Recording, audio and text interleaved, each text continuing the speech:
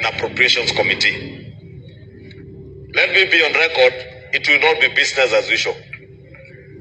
This House will not sit back and allow members who sit in the Budget and Appropriations Committee to use the position they hold in that committee to appropriate money to only their constituencies at the expense of other Kenyans. Because all these 349 members come here to represent people. They come here to seek and lobby for resources to go back to their people. That is why the people of Vihiga are crying today.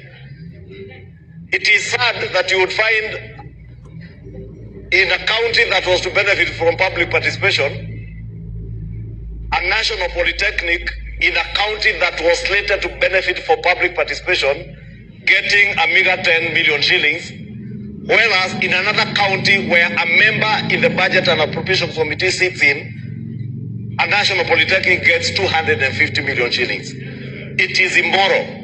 It is unethical and very unprofessional of us who sit in those committees. And I say it will not be business as usual because we have agreed as the House leadership, both in the majority and the minority party, that those who get the opportunity to sit in whichever committee you sit in that committee to ensure that there is equitable allocation and share of resources across the country.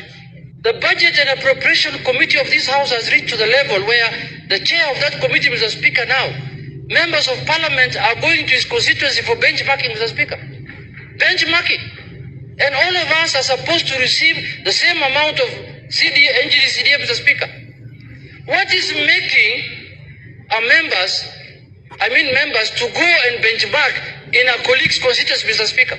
Because the colleague is receiving more funding because of him being the chairman of the budget committee. Let's be honest to Kenyans. Let's tell Kenyans the truth, that he was sitting in an advantageous position of chairing that powerful committee of the House, which you could do skewed allocation of resources to his constituents, Mr. Speaker. Otherwise, which member of Parliament here can afford through his NGCDF to build classrooms, plaster them, put windows, put roof, put tiles in the classroom, cabros in the... Mr. Speaker, which member of Parliament can afford to do that here? With a mere resources of 100 million shillings, Mr. Speaker, and advertise on Citizen Primetime News. Which member can do it? Can you raise up your hand if you can do that? None of the 349 members of this House, Mr. Speaker, can afford to do that. That can only be done by somebody who has access to bigger resources than any other member, Mr. Speaker.